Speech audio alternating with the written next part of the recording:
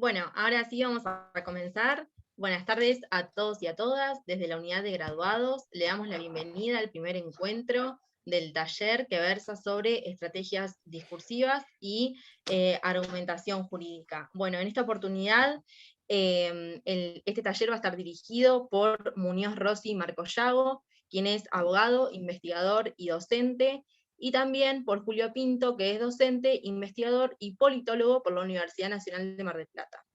A su vez también, este taller va a estar dirigido por el Grupo de Investigación en Argumentación Jurídica de la Universidad Nacional de Mar del Plata, como así también por la Comisión Mario Bunge sobre Estrategias Discursivas y Argumentación Jurídica del Colegio de Abogados de Mar del Plata. Por supuesto que agradecemos, ¿sí? Primero a todos por la participación, y en especial a quienes van a ser los expositores de este taller, por la entrega, por el tiempo y por la dedicación. Desde Unidad de Graduados le decíamos que este taller sea muy fructífero, que lo aprovechen y sobre todo que también se puedan sacar las dudas y que puedan seguir incrementando sus conocimientos.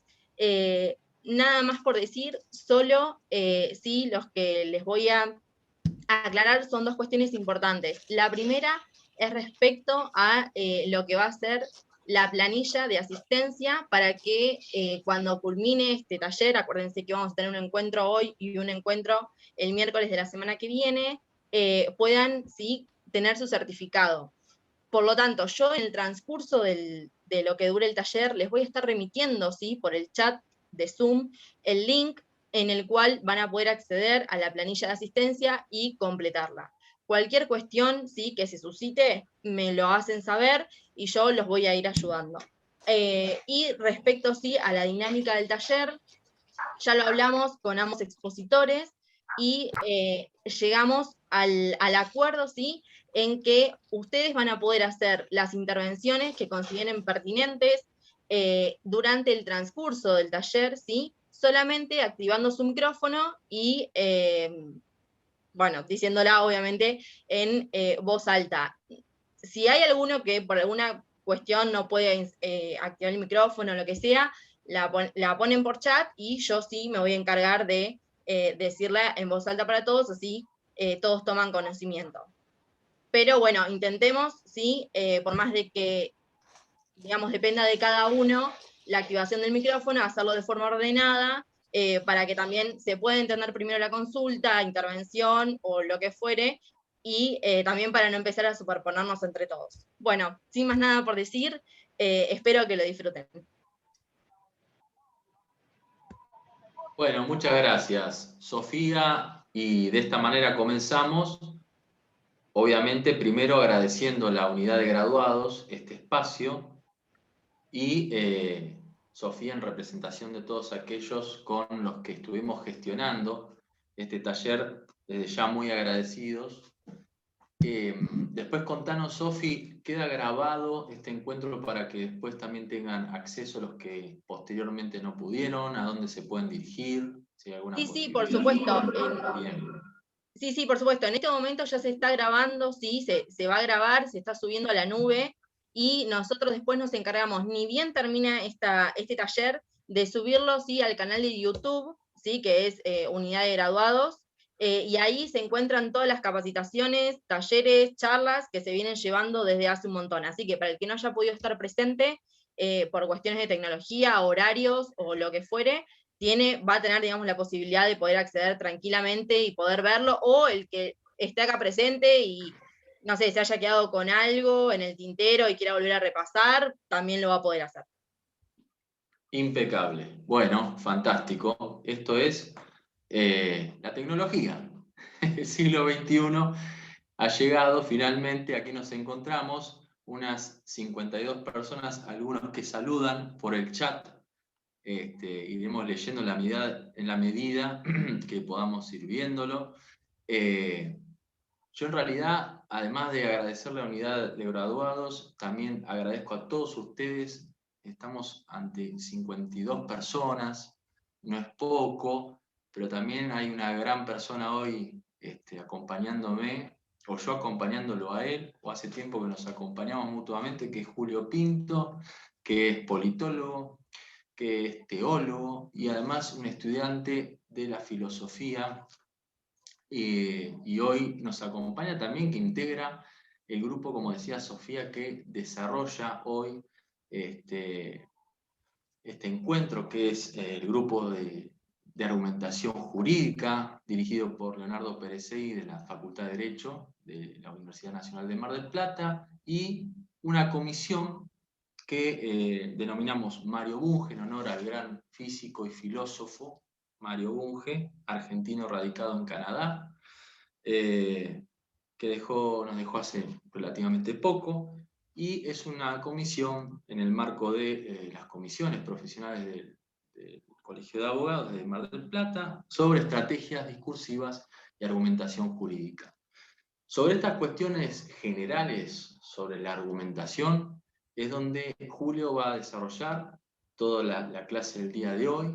La misma voy a continuarla yo con lo que es argumentación específicamente en lo jurídico, y para no agobiarlos vamos a continuar con lo que es argumentación específicamente jurídica la semana que viene y las cuestiones prácticas. Pero bueno, agradecer a la gente de Unidad de Graduados, de la comisión y del grupo de investigación que están presentes, y a Julio, a quien cedo la palabra. Bueno, buenas tardes. No podemos hacer otra cosa más que agradecer en medio de esta situación que se está viviendo, el hecho de poder igualmente reunirnos a través de los medios que tenemos, como el Zoom, y a través de las puertas que abre tanto la universidad como la unidad de graduados. Estar más que agradecido, y agradecidos también con la participación de cada uno de ustedes. Así que bueno, sin más, vamos a comenzar. ¿Puedo compartir pantalla? Eso no había consultado, ¿sí? Sí, perfecto. Perfecto. Voy a compartir una pantalla y ahora brevemente la sacaría. Bueno, como vemos en el gráfico, es un taller virtual sobre estrategias discursivas y argumentación jurídica. Va a haber cosas un tanto prácticas en la parte de estrategias discursivas, y básicamente el centro está, y es lo que nuclea a todas las personas que están aquí presentes, el tema de la argumentación jurídica. Pero para el tema de la argumentación jurídica, primeramente vamos a hacer un hincapié en la argumentación en sí, ¿sí? Un pantallazo general sobre algunos tips, donde vamos a poder ver puntos negativos y también proponer puntos positivos para poder llegar a tener una argumentación correcta, y luego de esta argumentación también una argumentación jurídica. En este caso, Marco se va a centrar un tanto más en la argumentación jurídica. Haciendo un ejercicio, ¿qué pasaría si en este momento yo digo, bueno, de las medidas que tenemos dentro del DISPO, ¿sí? o el ASPO, o según lo que se prevé, estamos cumpliendo el distanciamiento social de tener más de 1,5 metros ahora de distancia, ¿sí? Pero tenemos que seguir cumpliendo aquellas cosas que no son necesarias y que nos han sido prevenidas, así que por favor pongámonos los barbijos, utilicemos el alcohol y pongámonos el alcohol en este momento para poder tener una mejor prevención. ¿Ustedes qué opinarían acerca de esto? ¿Tienen alguna opinión acerca de esto que pudieran decir? ¿Está bien? ¿Es correcto? ¿Es incorrecto? ¿Cómo lo verían? El que quiera participar puede hacerlo abiertamente, si no, proseguimos ante una negativa. Yo diría que depende. ¿De qué dependería? Depende si queremos concientizar, depende de cuántas personas hay en la sala donde nosotros estamos tomando la clase de hoy, tomando la charla de hoy. Depende de diversos factores que se dan en general, y que, bueno, por ese motivo digo que no estaría ni bien ni mal. O sea, todo depende del factor. Muy bien, Marcela, gracias por el aporte. También Nada. Fernando Llamazares que es innecesario. Es su propuesta, ¿no? No sé si hay alguna otra propuesta acerca de esto. Y la verdad que hay que considerar si hay más personas alrededor o no. Si usted está solo ahí, es innecesario. Ahora, si, por ejemplo, en el entorno donde está hay otras personas, depende, bueno, actualmente acaban de decir que también hay que usarlo estando dentro de nuestras casas. Así que en ese caso, si tenemos en cuenta esto que acaban de pedir, sí sería necesario. Muy bien, muy bien.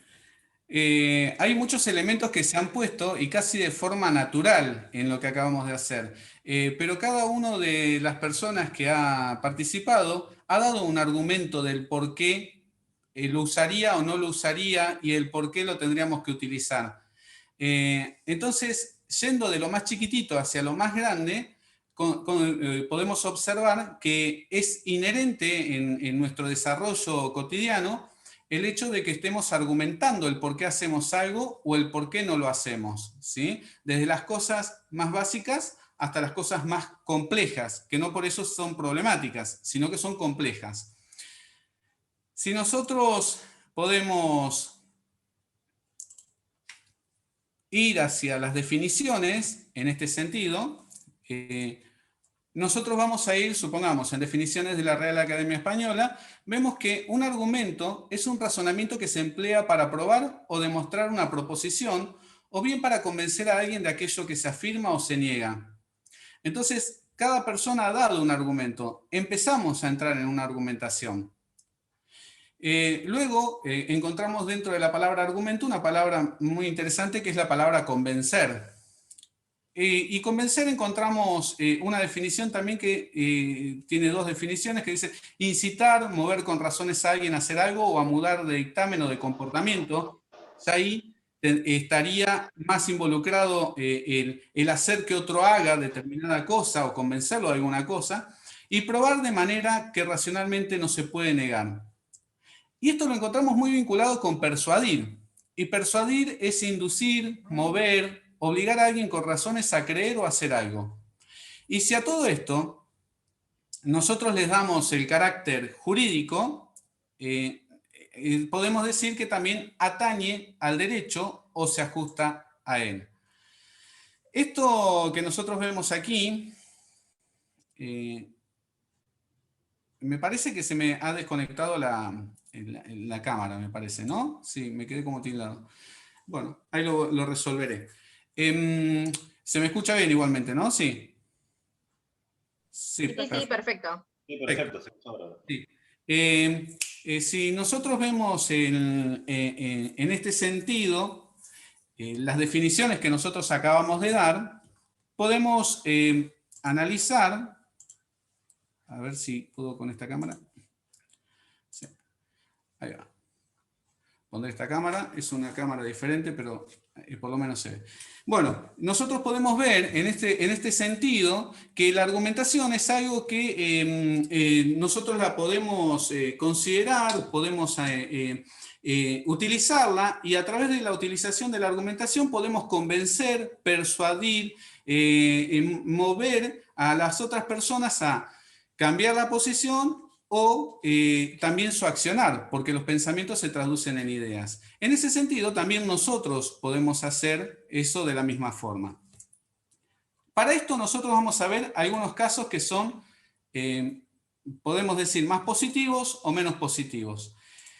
Para ver ejemplificarlo, lo ejemplificamos en varios ámbitos. El tipo de ámbito que nosotros lo podemos ejemplificar más cotidianamente el tema de la argumentación es en el ámbito político.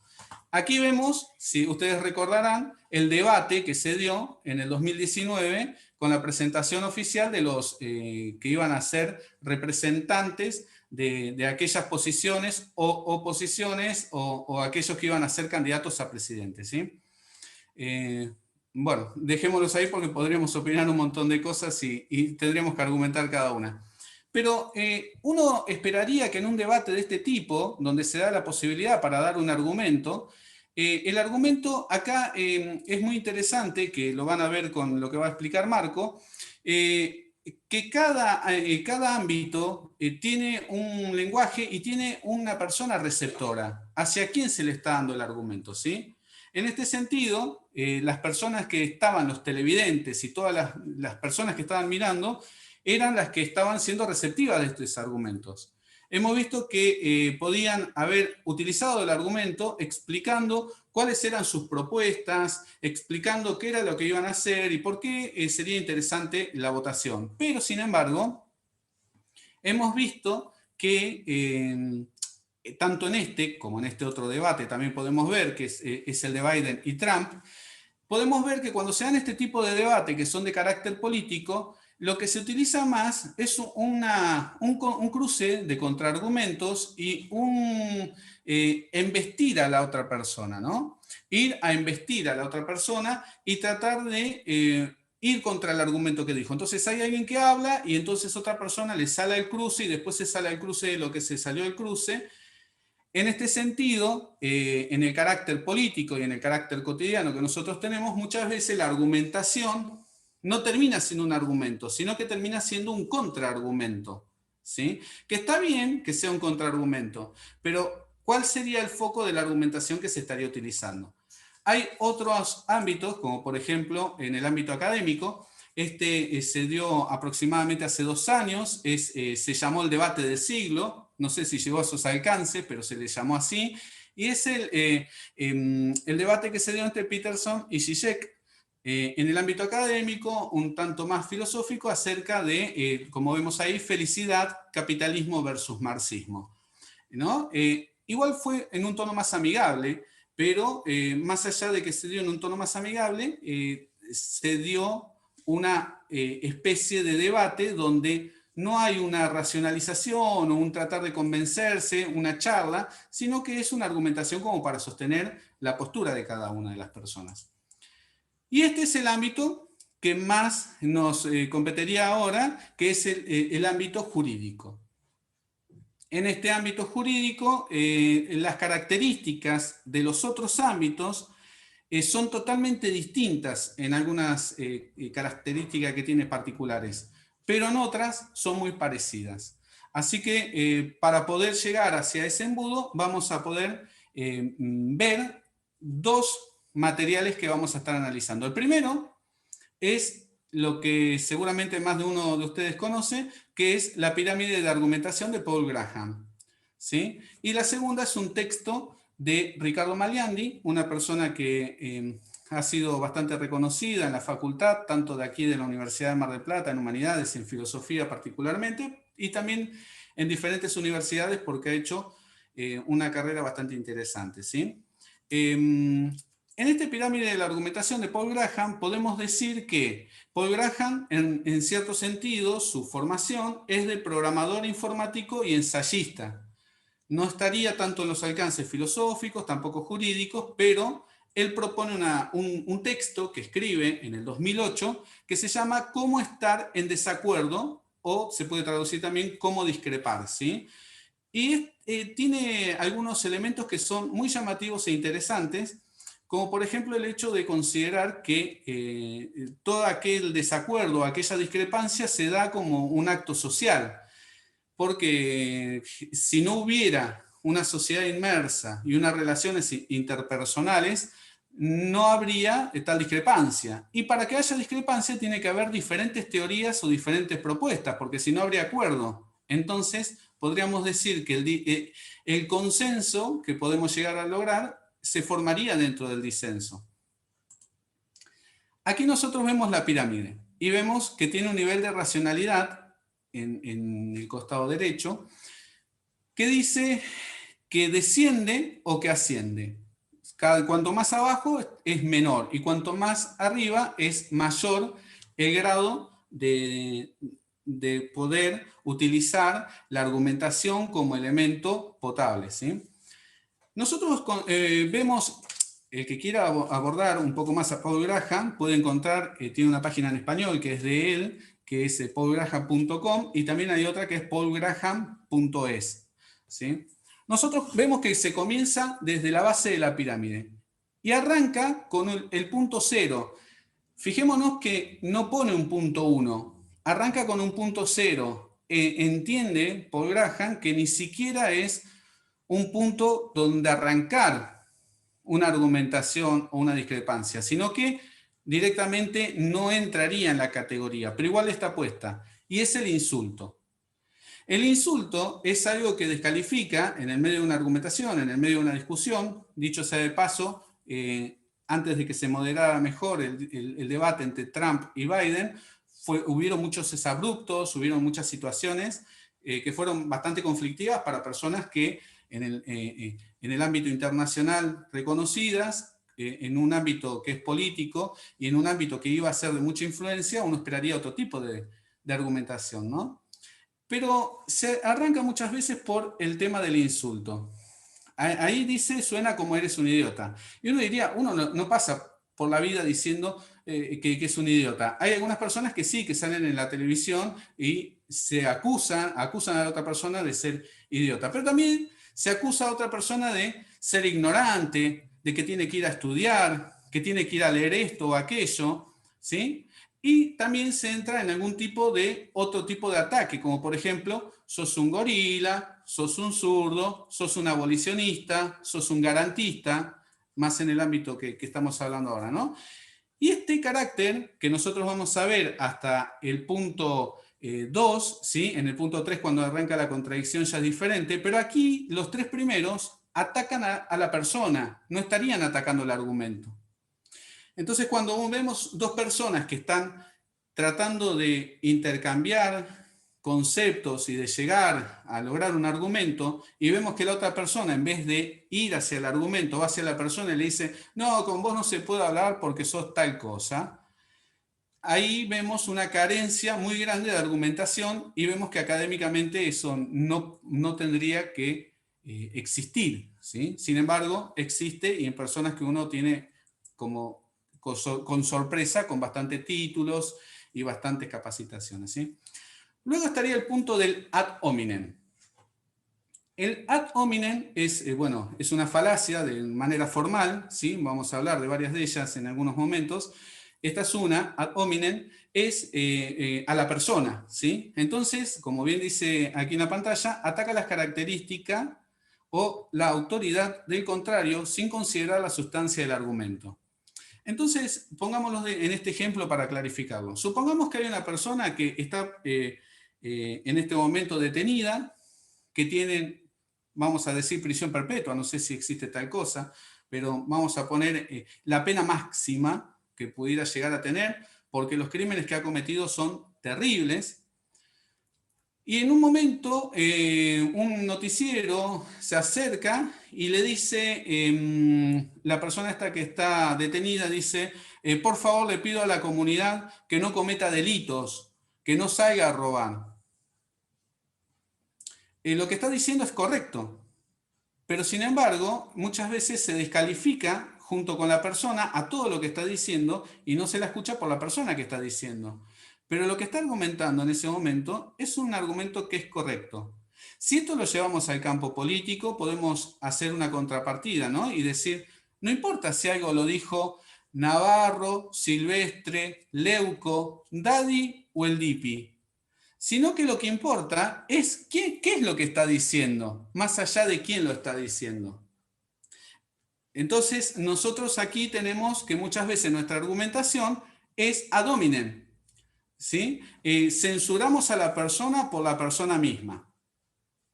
Uno ha escuchado y escucha diferentes acusaciones y luego vamos más para abajo y vemos el insulto. Y vemos como por ahí en algún canal de política uno ve que el Dipi opina algo y algún periodista le puede decir, sos un desclasado, no tenés clase. Y uno dice, no solamente es ad hominem, sino que hay un insulto ahí de por medio. Entonces uno ve las variaciones discursivas y cómo habría que ir hacia el argumento. ¿Por qué estaría mal lo que está diciendo? Y atacar lo que está diciendo, más allá de de quién lo está diciendo, ¿sí? En el tercer punto, que vendría a ser el punto 2, porque arrancamos en el 0, se responde al tono, ¿sí? Entonces, critica el tono del mensaje sin considerar la sustancia del argumento, dice ahí, ¿no? Entonces nosotros podríamos decir algo así como que, no, estás sacadísimo, yo con vos no puedo hablar porque estoy sacadísimo. Y lo vuelvo a llevar al campo que por ahí es más un poco mi campo, ¿no? Que es el campo político. Uno ve de nuevo en los programas de televisión que alguien opina y dice, no se puede hablar, mira cómo está hablando. O no voy a seguir hablando más, mira cómo habla, ¿no? Y uno no entiende que la otra persona que por ahí está nerviosa explicando algo, capaz que le pasó algo terrible. Por ejemplo, se le murió un familiar, ¿no? Una persona que perdió todo y le están entrevistando porque perdió todo, se le incendió la casa o le robaron todo, le mataron un familiar. Y expresa algo y se le va hacia el tono en que está diciéndolo. Y ahí no hay una comprensión hacia la persona que está pasando. Entonces, si nosotros vemos estas primeras tres, atacan o, digámosle, como que van contra la persona que está hablando, ¿sí? Luego de esto arranca el tercer punto, que es la contradicción. Como bien dijo Sofía, si alguien quiere en algún momento decir algo, intervenir o alguna cosa, nos estaría abriendo el micrófono y hablando sin ningún tipo de problema, ¿no? Mientras tanto vamos siguiendo, pero si alguien quiere participar en algún momento, está completamente invitado. En el punto 3, que vendría a ser el cuarto, encontramos la contradicción. En este sentido de la contradicción, como dice ahí el texto, presenta el lado contrario, ¿sí? Con poca o ninguna evidencia. Hoy hay una frase que es genial con esto, ¿no? Es una frase que dice, no tengo pruebas, pero tampoco tengo dudas. ¿Y cómo es eso? Si no tenemos pruebas, ¿cómo puede ser que no tengamos dudas? ¿No? De eso. Bueno, es esto, es este punto, ¿no? Yo sé que algo está mal, no sé cómo argumentarlo, pero hay algo que no me cierra. Bueno, pero ya empezamos a ver el argumento no me cierra, no es que la persona no me cierra, ¿no? Y también podemos encontrar algo así, no, pero me parece que no tenés razón porque nadie piensa como vos, todos opinan diferente. Bueno, son generalidades, porque si hay una persona que está opinando diferente al resto, quiere decir que no todos opinan diferente. Podría decir una gran mayoría, pero habría que salir a hacer estadísticas, porque si no es como que uno consideraría que sabe cómo piensa la gente. Luego de eso, se ascendería un punto más y se iría a un contraargumento. En este punto, como bien dice ahí, contradice y luego respalda con razonamientos y con evidencias de apoyo. En este punto empezamos a entrar en lo que vendría a ser una argumentación más académica, ¿sí? Se esperaría que a través de un paper, un texto, a través entraríamos de aquí para arriba, no de aquí para abajo. De aquí para abajo parece más discusiones de Facebook, ¿no? De aquí para arriba se podría empezar a argumentar de una manera más académica, ¿sí? En el contraargumento vemos que es el punto que vimos anteriormente, que es la contradicción, sé que algo no me cierra, más un argumento, aunque sea chiquitito.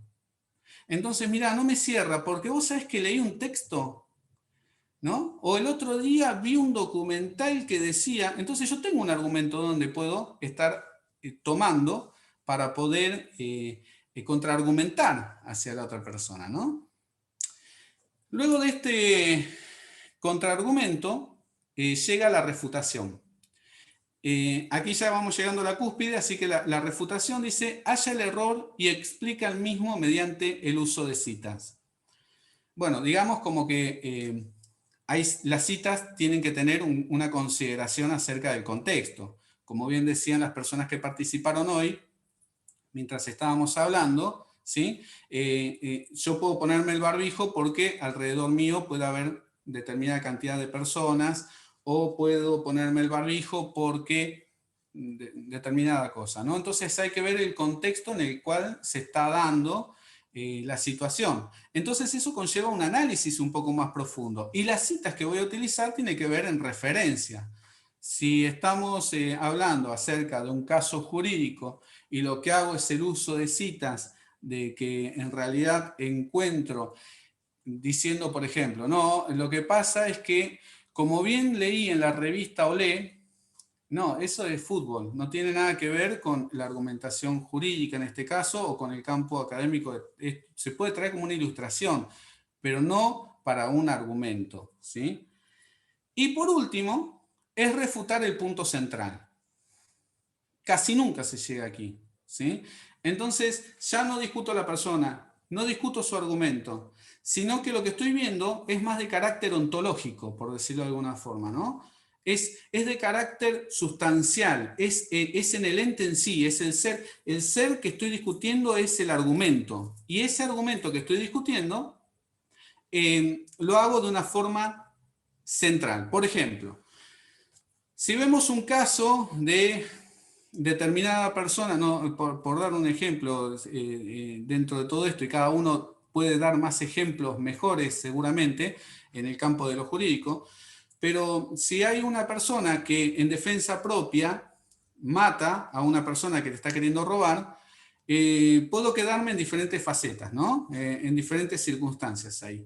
Pero por ahí podría tomar como punto central de discusión acerca de la tenencia de armas o no, si está bien o está mal, y por qué hay tenencia de armas en algunos sectores y en otros no, y cómo se registraría eso. Entonces, el punto central ahí ni siquiera es el suceso o el acontecimiento que está pasando, sino que podríamos estar discutiendo más de fondo un punto central que es superior a eso, ¿no? De decir cómo puede ser que una persona, un ciudadano, que no pertenezca a ninguna de las fuerzas, tenga un arma y que con esa arma salga a defenderse.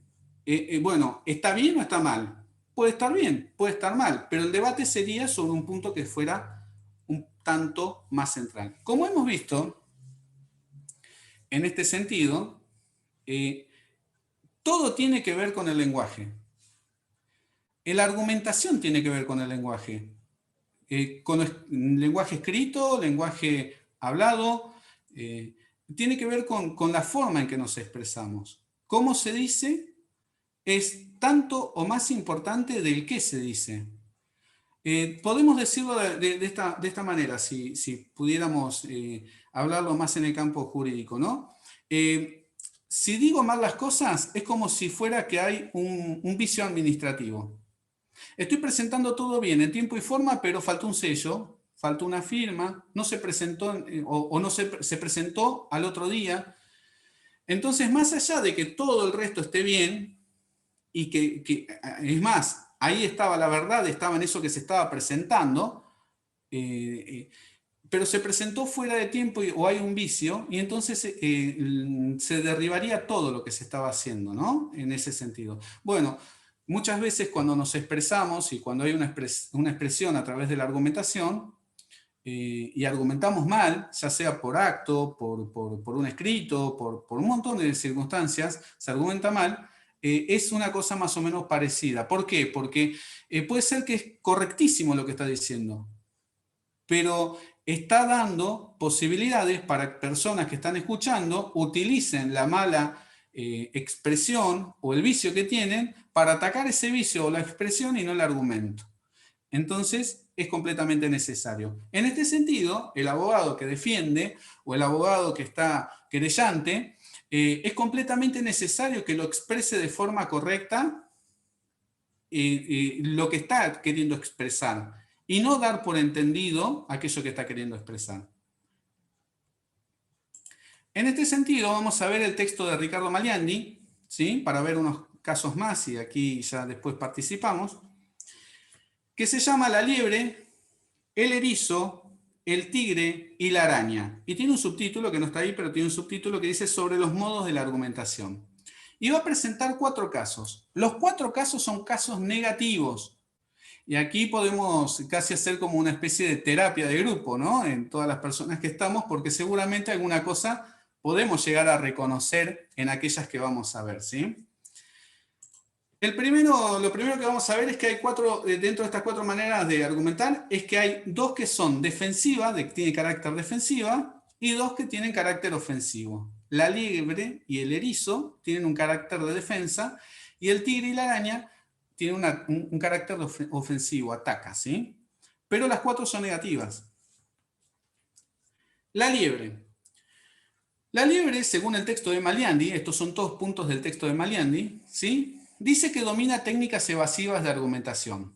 Entonces, sostiene lo suyo y escapa escurridizamente a las objeciones. Entonces son esas personas que hablan, dan todo su argumento, y cuando llega el momento de la contraargumentación, el momento en que hay que poner en juego lo que estoy diciendo, se evade, por algún lugar se va. Desliza, dice, desliza su discurso a perspectivas distintas, ¿sí? Porque se va por la tangente, diríamos nosotros, ¿sí? Zigzaguea, se escabulle y desaparece por la boca de la madriguera. Esto suele pasar a veces más, tal vez, uno lo tiene presente más en carácter familiares, ¿no? Uno tiene algunas determinadas familiares que van a opinar una determinada cosa política, por ejemplo, ¿no? Entonces viene esa reunión que nunca, dice, nunca vamos a hablar de política, y 2 copas después están hablando de política.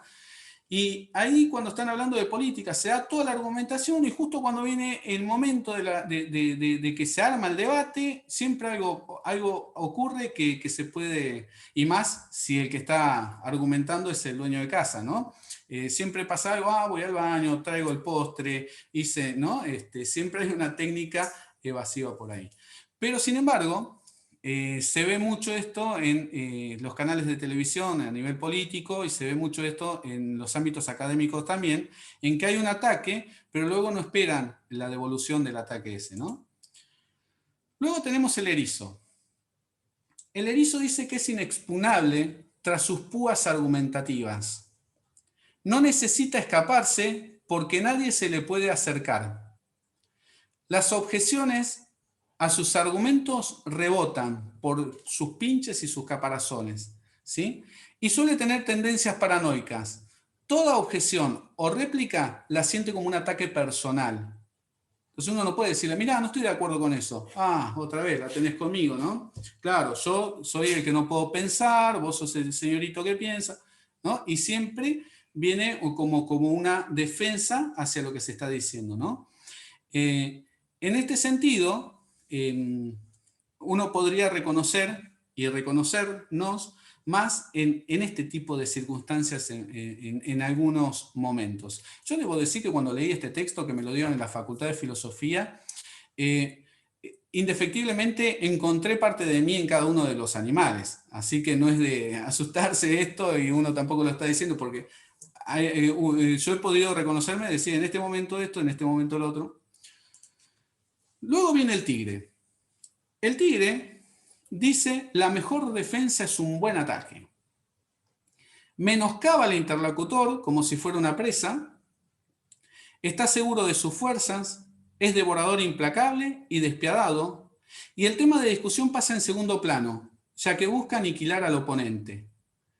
Resistir al tigre lo enardece. Bueno, en este sentido, aquí es donde por ahí nos detenemos un poco más, ¿no? Viendo la pirámide de Graham y conectándolo con el tigre, uno ve que las 3 primeras y aún la cuarta van más en este punto, ¿no? Donde directamente hay un ataque frontal hacia las personas, donde directamente no importa el argumento, ya no importa ni siquiera ganar la discusión, sino que lo que hay que hacer es ganar la postura y el hecho de que yo gane, ¿sí? Entonces, el argumentador tigre son feroces, y políticamente uno ve constantemente este tipo, ¿sí? Entonces salen, bueno, ¿y qué pasó con la causa de esto? Y vos ves del otro lado, sí, está bien, vos me explicás de la causa de esto, pero no me explicás de tus causas. Y ves del otro lado y dices, sí, está bien, mis causas están bien, pero tu gestión, ¿cómo fue? Sí, y la tuya. Y entonces nunca se está hablando realmente de qué se piensa hacer, o cómo. La idea sería, bueno, ¿cómo podría colaborar y trabajar colaborativamente para poder dar la resolución a este país que como está, o al mundo, o a lo que sea, en vez de quedar en una postura más que política partidaria, ¿sí? Y por último, está el punto de la araña. La araña es una variante sutil de la ofensiva. Atrapa y envuelve al oponente en su retórica. Usa un compuesto de argumentos lícitos y falacias bien disimuladas, y lo matiza con citas y proverbios que trae de aquí y de allá, ¿no? Tiene esa sabiduría. Inmoviliza, quitando el diálogo y generando un monólogo. esos momentos en que nos convertimos, o podemos decir esas personas que nosotros vemos, que empiezan a hablar y la otra persona dice directamente yo no opino más porque es imposible. Y la otra persona enredó y está pronta a ser digerida. ¿Sí? Estos son los 4 puntos que plantea Maliandi como negativos. Pero aquí va a dar una propuesta. Como conclusión, las podemos leer. Leemos estos 2 textitos que habla Maliandi acerca de esto. Dice, el auténtico diálogo, el diálogo crítico, no es un combate de gladiadores en el que cada uno trata de vencer al oponente, sino una alianza de los dialogantes contra la dificultad que ambos aspiran a despejar. El convencer pesa aquí más que el vencer. Se refuta el argumento, no se derrota al interlocutor. Un diálogo semejante es, por cierto, excepcional, insólito, aunque bien mirado, no debiera serlo, ya que su clave, harto sencilla, consiste tan solo en que, de movida, cada uno renuncie sinceramente a tener la última palabra. Mientras tanto, asistimos diariamente a diálogos. Mejor sería denominarlos pseudodiálogos, en los que se campean estrategias argumentativas de defensa y ataque. Y luego dice, la liebre, el erizo, el tigre y la araña llegan con frecuencia a ganar discusiones, pero muy difícilmente promueven un avance de la razón. El diálogo auténtico, crítico, se asemeja más bien a lo que acontece a una pareja de bailarines, donde cada uno dibuja sus propias figuras o aporta sus propias piruetas, pero en el marco de un todo armónico. Pero esta metáfora requiere 2 aclaraciones. La primera es que la mencionada armonía no alude a un acuerdo continuo entre los interlocutores, ya que, por el contrario, el diálogo crítico se sustenta en la discrepancia, si bien presupone la posibilidad del consenso y de hecho apunta a él. Y en segundo lugar, hay diálogos de alcance limitado, en los cuales los interlocutores no toman en cuenta las opiniones o los intereses de tercero, a quienes también afecta el tema sobre el cual se dialoga, como sucede, por ejemplo, en las llamadas componendas. Entonces vemos que aquí lo que tendría que haber en la argumentación no son monólogos acusatorios, sino que sería un diálogo. El diálogo es hacia lo que se estaría llamando para que a través del diálogo se pueda llegar a un consenso y a través de ese consenso un avance, por decirlo de alguna forma, de la razón y no llegar a discusiones irracionales. Y entonces aquí vemos esta imagen y yo saco la cámara, saco la pantalla, dejo de compartir para que podamos dialogar. Y es una imagen que la podemos encontrar, es un meme que lo podemos encontrar en diversos lugares, de diversas maneras y muchas veces es muy común esto.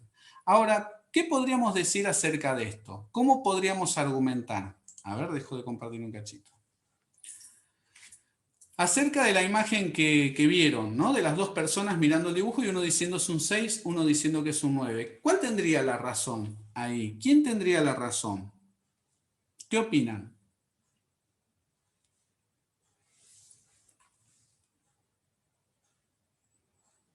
¿No sabe, no contesta? Las 2. Depende del ángulo en que se observe. Si Depende. ambos tienen argumentos para dar razones suficientes de que eso que ven es verdad, desde el ángulo en el cual observan la información. Muy bien, Hugo, según el ángulo en que se observa. Bien. Florencia y otras personas que han escrito también dijeron que los 2. ¿Por qué serían los 2?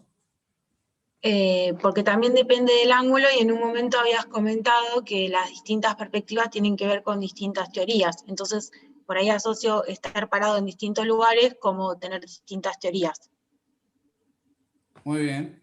Uno tiene una teoría, otro tiene otra teoría y están mirando el mismo elemento, ¿sí? ¿Hay alguna otra postura, aparte de estas 2 que plantearon Florencia y Hugo y también otras personas que plantearon acerca de esto? ¿Habrá una tercera opción?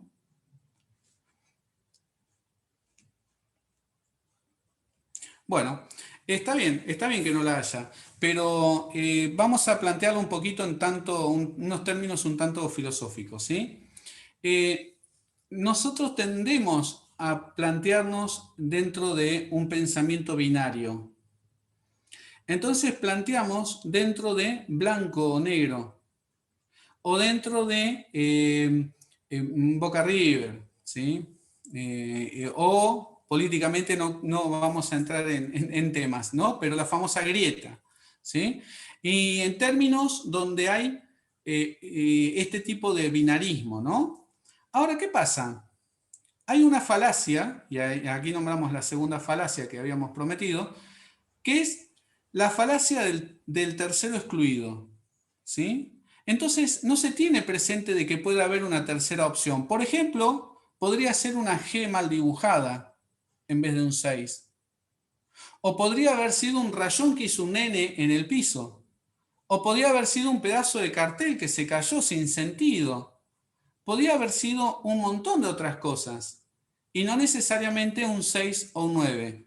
Entonces, está bien. Los dos podrían tener la razón porque claramente una persona ve un 6 y claramente la otra persona ve un 9. Pero eso no significa que sea cierto que sea un 6 o que sea un 9. Entonces, en ese sentido, muchas veces nosotros tomamos nuestra propia teoría, nuestra propia postura y damos nuestro propio argumento y no estamos dispuestos a que se nos cuestione ese argumento que tenemos.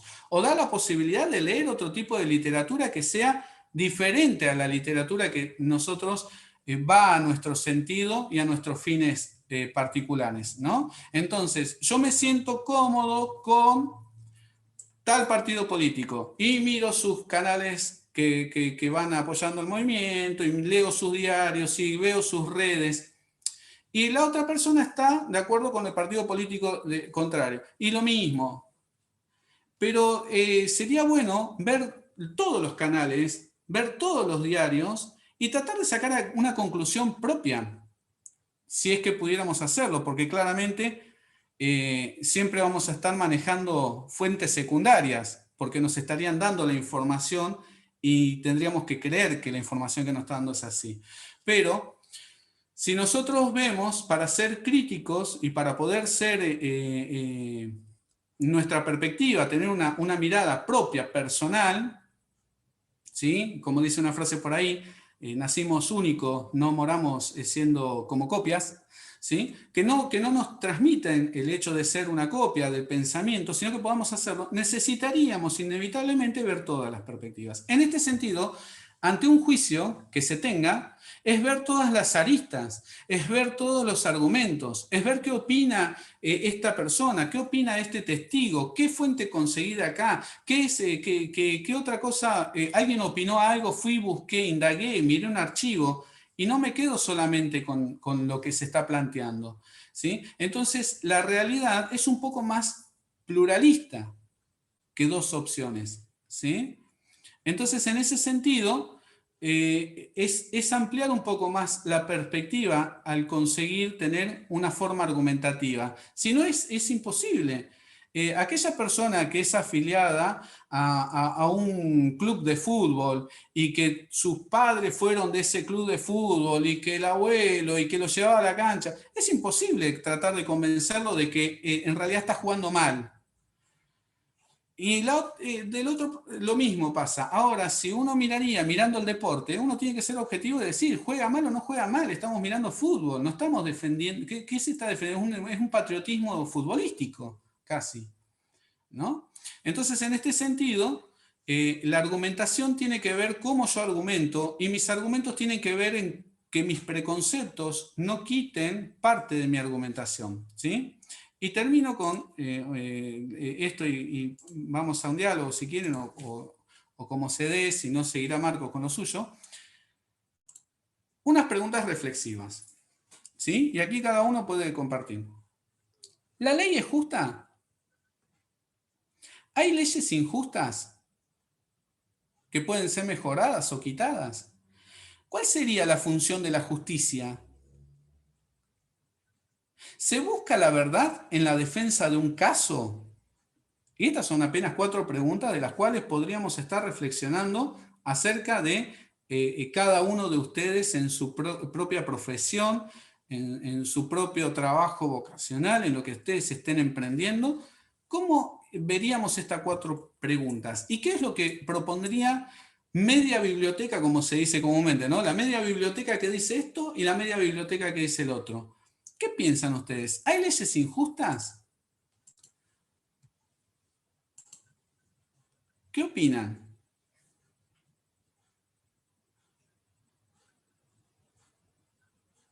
No conviene por ahí, ¿no? Hablar de este tema, ¿no? ¿Ustedes qué opinan? ¿Hay leyes injustas? Porque no estamos hablando de leyes que pueden ser mejoradas, sino que habría que sacarlas. Como en aquel momento se sacó la ley y se abolió la esclavitud. Era una ley que estaba regulando algo que hubo que sacarlo. ¿Hay leyes que son injustas? ¿Qué opinan? Yo opino que sí, pero estoy tratando de pensar en una que para poder argumentar por qué opino que sí. No se me ocurre en este momento una exactamente, pero sí, obviamente que las hay. De hecho, cuando a uno nos pasan las cosas, cuando nos pasan las cosas a nosotros las recordamos. Pero en este momento no se me viene nada a la cabeza, perdón. Muy bien, Marcela. Muy bien. Bueno, pero aquí estamos en el punto en que no tengo evidencias, pero tampoco dudas de que es así. Entonces estamos en la Es pirámide. así, sí, es así. Nos agarró en la mitad de la pirámide. Muy bien, muy bien. Creo que las leyes no es que sean injustas, sino que capaz la solución que se da es la injusta, porque además el concepto de justicia es muy amplio y cada uno puede tener una diferente posición sobre un tema y diferente idea sobre cómo se debería solucionar. No, perdón, a mí se me acaba de ocurrir algo. No sé si puedo intervenir de nuevo o preferís primero contestarle a Lucía. No, en cierto sentido, por ahí por una cuestión de orden, bien Lucía, es correcto lo que propone. El hecho de las interpretaciones no es menor, ¿sí? El tema es cómo argumenta cada parte interpretativa, ¿no? No es, a mí me parece que es así, sino el por qué nos parece que es así. Entonces, el término de justicia es amplio, claramente que es amplio, y el término de injusticia muchísimo más amplio, porque una cosa es definir la fuente de temperatura en el calor, pero la fuente de temperatura en el frío es muchísimo más difícil, ¿no? La negativa siempre es mucho más difícil de conseguir. Pero bien, muy bien, es un buen aporte. Sí, Marcela, me decías. Sí, lo que se me había ocurrido, o por lo menos se me pasó así fugazmente por la cabeza recién, fue todo este largo debate que hubo con la despenalización, o mejor dicho, la interrupción legal del embarazo. El hecho de sacar del artículo civil, del artículo penal, perdón, del Código Penal, el artículo que penaba únicamente a las mujeres por tomar la decisión de abortar. A mí me parecía totalmente injusto porque ¿qué había de parte del progenitor, ¿no? O sea, ¿qué responsabilidad le cabía? Y sin embargo parecía como que el código nuestro no penaba la responsabilidad paterna. Entonces eso sí me parecía totalmente injusto. Ese es un ejemplo que se me acaba de cruzar de una injusticia total. Debe haber algunas, por suerte ya está abolida, pero debe haber algunas que todavía están vigentes. Voy a seguir pensando mientras dura la clase. Bien, por lo menos fue un tema livianito el que trajiste, pero es un tema complejo. Y aquí vamos a quedarnos en el argumento de decir claramente hay cosas para mejorar, cosas para quitar, cosas para poner, pero claramente partiendo de lo que decía anteriormente Lucía y lo que planteaba Marcela, mínimamente hay que replantearlo. El hecho de que tenga algunos caracteres pétreos, ¿sí? Esos caracteres pétreos dan seguridad y dan certeza, ¿sí? Pero eso se va a encargar mejor Marco ante esto, ¿sí? Lo que sí por ahí dejábamos en consideración aquí con esta charla, si tienen alguna pregunta más la podremos hacer o algún tipo de aporte, pero si no ya le estaría dando la palabra a Marco, es el hecho de que claramente nosotros tenemos que ponernos a pensar conscientemente de que cuando estamos hablando, estamos argumentando, y la argumentación tiene que estar fundada, tiene que estar basada, tiene que tener fundamento. Y ese fundamento que nosotros podemos decir puede estar de acuerdo con algunas personas o en desacuerdo, pero claramente tiene que ser yendo a la pirámide de Graham, subiendo, ¿sí? Tratando de que esos animales que vimos en el texto de Maliandi no estén, sino que lo que esté es el diálogo, y dentro del diálogo tratar de poder considerar qué es lo mejor para un bien común, qué es lo mejor porque si no terminaría siendo por imposición de un sector o de otros a otro sector. Entonces siempre va a haber gentes y personas que consideran injusta algo que para otra persona es justo. Bueno, ese es el equilibrio tanto político, jurídico, social, ¿no? De poder hacer un equilibrio para que haya un orden dentro de lo que estamos viviendo como realidad social, ¿sí? Así que no sé si hay algún otro punto más, no sé si Sofía vio algo en el chat que quiera compartir, y si no pasamos a Marco. Sí, Julio, Yo justo ahora te quiero iba hacer a una preguntar pregunta. a ver. No silencio. Bueno, ahora te iba a decir a ver si querías que te vaya leyendo algunos comentarios que han puesto en el chat, Sí. que están buenos como para compartir entre todos y tal vez es disparador, digamos, de alguna otra reflexión. Pero Bien. no sé quién quería hacer la pregunta porque no lo llegué a ver, tal vez que la haga. Sí. Fue Bruno Petrolo, dice. Sí. Sí. Sí, mi pregunta era también relacionada a lo que preguntó Tomás. Lo que es en el ámbito jurídico, uno cuando se presenta en una audiencia o ante un juicio, a veces no buscamos conciliar, quizás querés defender los intereses de tu cliente. Entonces, ¿cómo no caer en los animales que explicó? Porque no estás buscando consenso, vos querés salir beneficiado y lograr lo mejor para el cliente, que es el que te está pagando y es al que vos tenés que defender en el caso en concreto, más allá de la verdad o no.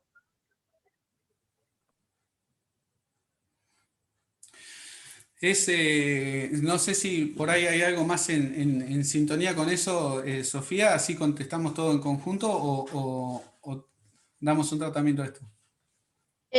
Por lo que estoy viendo en el chat, eran todos referidas a la pregunta anterior, así que básicamente resumiendo, había algunos que decían que sí, que había leyes injustas, que lo veían todos los días en casos propios y en casos ajenos.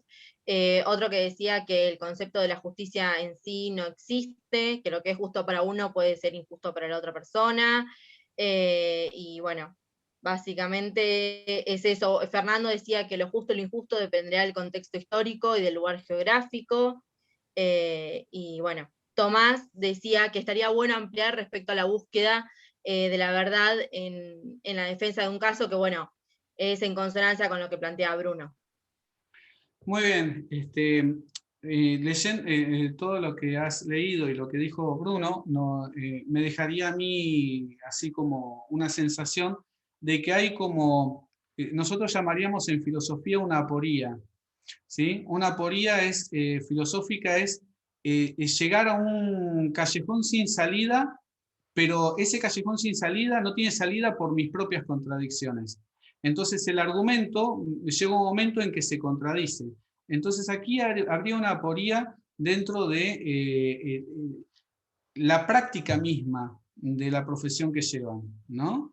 Entonces lo veo como una cosa necesaria, un elemento necesario a poder identificarlo cada uno, y sería genial, y eso sería algo que sería satisfactorio, que tengan esto como una pregunta de aquí en más, ¿no? Porque tiene caracteres que trasciende todo esto, trasciende hacia caracteres éticos, trasciende hacia caracteres de la propia ejecución misma de la profesión. Así que en ese sentido le doy la voz a Marco para que también se vaya sumando en esto, con el tema de lo que decía Bruno y lo que se planteaba, como para poder trabajar un poco mejor esto, ¿no? Porque desconozco cómo serían los alcances dentro de las presentaciones y los procesos judiciales, pero sí claramente veo la problemática que se ha planteado.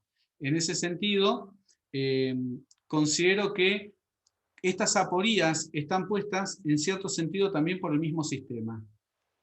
Es una dificultad. Acá es una cuestión política, ¿no? O es una cuestión económica, como se quiera decir. Es como que casi todas las personas que tienen algún tipo de empresa, es muy difícil de que esté completamente en regla, 100%. Pero se sabe que es así. En la gran mayoría, no digo en todos, ¿no? Obviamente, pero, hay como una situación que se da establecida en el cual hay contradicciones en el que la gente quiere, bueno, entramos en el ser y en el deber ser, ¿sí? En el sentido de que cómo sería y cómo debería ser y cómo estamos actuando ante eso. Entonces, claramente para el abogado es una disyuntiva cuando lo que está presentando, como dice Bruno, es el acontecimiento de defender al cliente. Tengo un cliente que tengo que defender. ¿Y cómo sería el alcance de eso hacia mi propia carrera y mis propios valores? La verdad es que es una situación bastante difícil. Marcos, si quisieras participar. Bueno, Julio, ante todo, felicitarte, porque fue brillante la exposición, y no quiero dejar de decirlo. Pero bueno, calculo que lo digo en nombre de todos. Y con respecto a este tema, ya me estaría adentrando un poco en cuestiones que vendrían a ser específicas del derecho y por ende de la argumentación jurídica. Si les parece, entonces, ya damos rienda suelta a esta parte de la clase, si lo ponemos en términos de segunda parte. Con respecto a lo que mencionaba Bruno, no es menor. No quería dejar pasar igualmente recuperar esta suerte de clasificación o propuesta de Maliandi de la fauna argumentativa en aspectos negativos, pero la verdad es que Ronald Dworkin, que algunos de ustedes conocerán por haber pasado por teoría general del derecho, o las teorías generales del derecho en cualquier materia que hayan visto a lo largo de la carrera. Ronald Dworkin, que es un autor considerado uno de los padres del naturalismo moderno, tiene una obra que se llama Justicia para erizos, ¿no? Y Julio justamente mencionaba entre las potenciales clasificaciones al erizo, ¿no? La obra de Ronald Dworkin remite a una fábula del erizo y la zorra, ¿bien? Con respecto a esto, tenemos que entender que autores como Ronald Dworkin ponderan a un estilo de abogado que se circunscribe específicamente en cuestiones que no le dan apertura mental, no le dan apertura, o como yo lo interpreto, de propuestas que hoy diríamos son de carácter multifacético, o si se quiere multidisciplinario, sino que por el contrario, Ronald Dworkin dice, el erizo atiende a una sola cosa y lo hace de tal manera que se enfoca en ella y se circunscribe en ella, y así debería hacerlo un gran o un buen abogado. Bien, creo que este es un gran error. Para ello presenté una antítesis oportunamente que se llama, ustedes la van a poder encontrar en internet, les propongo leerla, se llama Justicia para Vulpinos, ¿bien? Que sería la contraposición a Justicia para Erizos de Ronald Dworkin. Yo respeto muchísimo a ese autor, pero tomé esa propuesta, me sujeté a ella para impulsarme y proponer algo que discursivamente introduce Bruno, de alguna manera, que es qué pasa en estas contradicciones éticas, estas cuestiones que tienen que ver con las dicotomías que plantea el derecho y el proceso, que es estar de un lado en algún momento y luego estar del otro. Si nosotros tenemos que representar a clientes y de repente ellos no coinciden necesariamente con los valores personales del abogado, sin embargo le asiste, como bien sabemos, la defensa en juicio a todo el mundo. Entonces tenemos, gracias Hugo va aportando la bibliografía, esta posibilidad de leer y abundar en el tema. ¿Bien? Para la próxima clase antes que se me escapen algunos, porque posiblemente vaya bajando el número de participantes, por una cuestión también de que puede agobiar un poco tanta clase. Así que mi participación va a ser breve, y por ahí ya en nuestro segundo encuentro voy a desarrollar más cuestiones de la argumentación propiamente jurídica y cuestiones prácticas, porque al fin y al cabo este taller también propone eso, que ustedes pueden llevarse recursos para, si estamos en un taller de unidad de graduados, encarar ya la cuestión profesional con una buena batea de herramientas que les sirva para justamente hablar estrategias discursivas, Bruno. Esto es una estrategia discursiva la que planteamos, como decía Julio, si estamos de un lado, si estamos del otro, pero estamos en un mismo, y lo leí en uno de los chats, un contexto, ¿no? Una geografía, una historia. Ahora, fíjense, ¿no? Una cuestión interesante si remitimos de vuelta a las teorías generales del derecho. Mencionábamos a Ronald Dworkin como un naturalista, donde obviamente se ponderan cuestiones. Ustedes recordarán, a los naturalistas les gusta mucho la cuestión de los principios, ¿no? Y no tanto del normativismo y de la cuestión estrictamente textual y de la ley escrita. Ahora, los positivistas se jactaban de que la sujeción a la norma textual, si se quiere, nos daba la posibilidad de cierta objetividad. Bien, ahora fíjense, porque se está planteando esta dicotomía de decir, bueno, pero depende de la geografía y del momento, lo pétreo de la norma no coincide con el contexto de la situación, ¿no? La coyuntura. Entonces, ¿se puede ser objetivo en ese sentido? Digo, las leyes en cuanto a normas textuales emitidas por un proceso que conocemos que deviene de un proceso político, ¿son realmente objetivas? Y esto a la necesidad de responder a la pregunta de Julio, que decía, ¿son justas e injustas? Bueno, ¿son objetivas? O sea, ¿qué nivel de objetividad revisten? Y en tanto, lo justo y lo injusto podría evaluarse desde ese aspecto. Cuando, de repente, para los naturalistas, que se sujetaban ya más a los principios, estos principios se mostraban, recuerden, universales, atemporales, o se iba desplazando a lo largo de la historia, y al fin y al cabo, en su carácter de abstractos, parecerían revestir más objetividad que estas normas que tienen un procedimiento de carácter político para alcanzar su estatus como norma, ¿no? Y regir como tal. ¿Bien? Y además que no alcanzan correctamente a responder a los procesos que cada vez son mucho más veloces y hoy se dan sobre todo en toda esta cuestión de la virtualidad y la tecnología. Bien, entonces definitivamente podemos entender que hay ciertas normas injustas en tanto estas apreciaciones. Bien, entonces, Justicia para Vulpinos es un texto para chusmear, ¿bien? Para aquellos que están adentrándose en el mundo de la profesión, sin dudas. Y otros textos que, si los tiene a mano, Hugo, le voy a pedir que vaya subiendo, son, hay un texto muy interesante que hemos desarrollado con el grupo de investigación que se llama Sin molde ni etiquetas, la argumentación jurídica como fundamento de un derecho multidisciplinario en desarrollo.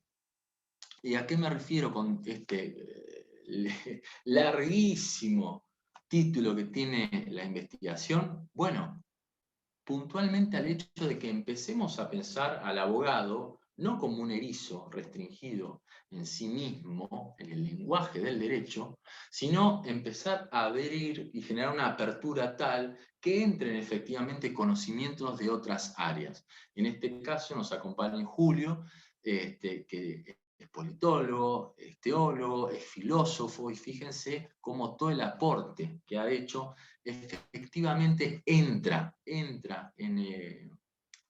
todo lo que corresponde al universo del derecho, que sin otro tipo de lenguajes, otro tipo de conocimientos de otras áreas, no tendría ni siquiera sustento en sí mismo.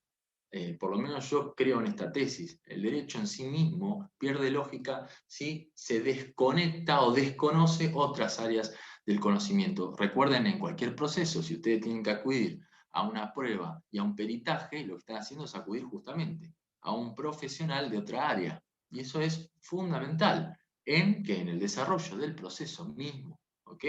Entonces, definitivamente necesitamos abrir nuestra concepción de lo estrictamente jurídico para empezar a incorporar lenguaje de otras áreas, ¿sí? Pero además porque la argumentación se nutre de ello. La argumentación tiene necesariamente bases filosóficas, ¿bien?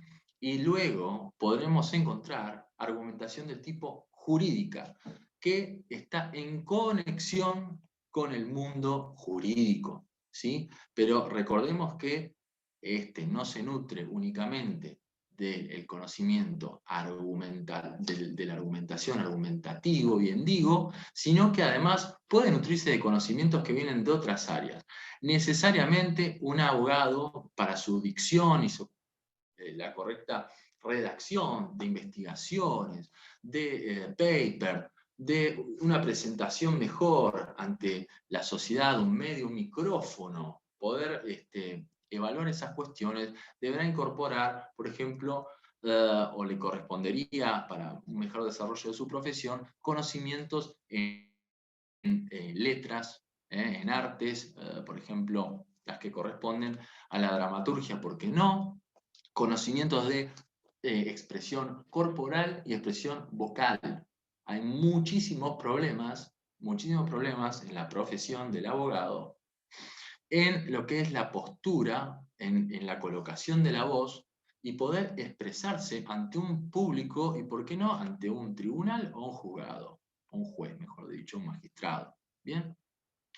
¿De dónde vienen estos defectos? Bueno, de un exceso de teorización, ¿no? Tenemos muchísima teoría a nuestro favor y poca práctica y sobre todo poco riesgo en nuestra formación, lo cual tenemos que salir a buscar. Y yo creo que en las modificaciones que ha hecho la facultad, con respecto, por ejemplo, al plan de estudio, está muy interesante la metodología de la investigación, por ejemplo, es una excelente propuesta, parece como una materia fuerte, o por lo menos así debería serlo, porque nos abre un camino distinto, ¿no? Que antiguamente por ahí hacía falta, ¿no? El lenguaje científico incorporado, de la investigación incorporado a la profesión del abogado y de todos los que estudiamos esta hermosa carrera que es la propia del derecho.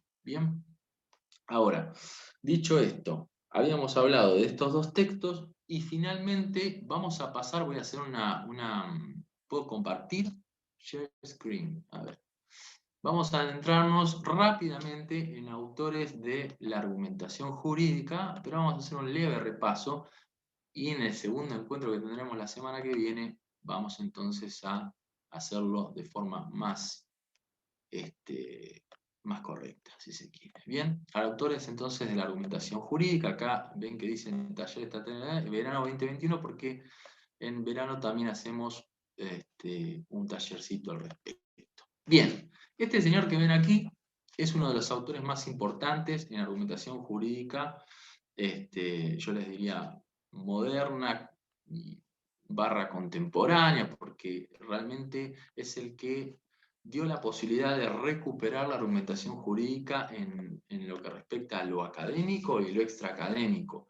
Pero además, aquí la cuestión fundamental es que este señor va a volver a hablar, si se quiere, si es que se había perdido, de la tradición griega, lo que respecta a la retórica. ¿Bien? En este sentido, hace especial hincapié en la tópica. Topoi son, los lugares comunes a los cuales acudimos argumentativamente. Nosotros vamos a ver de cada autor algunos elementos o uno solo para que ustedes tengan una idea. Tópica y jurisprudencia, esto es una de sus obras fundamentales. Nosotros hemos también, en el marco del grupo de investigación, realizado un paper, una investigación, una publicación, que se llama Cuando el lugar común es el menos común de todos. Y habla justamente de esto, de la tópica de la mano de Theodor Wieber, este autor que en los años 50, diría, él recupera, entonces, como decíamos, la retórica y la cuestión del lugar común, porque cuando argumentativamente necesitamos un fundamento, cuando necesitamos acudir a una cuestión inmediata, tenemos que pensar de qué está hablando el mundo y por ende de qué está hablando el derecho. Y si justamente el derecho no refleja lo que se está hablando en el mundo, tenemos un enorme problema. Pero suponiendo que el derecho sí se hace eco de lo que está ocurriendo en el mundo, por ejemplo, nosotros en materia de un proceso no podemos desconocer actualmente las disposiciones relativas al coronavirus. Esto lo llevo a un tipo de ejemplo, ¿no?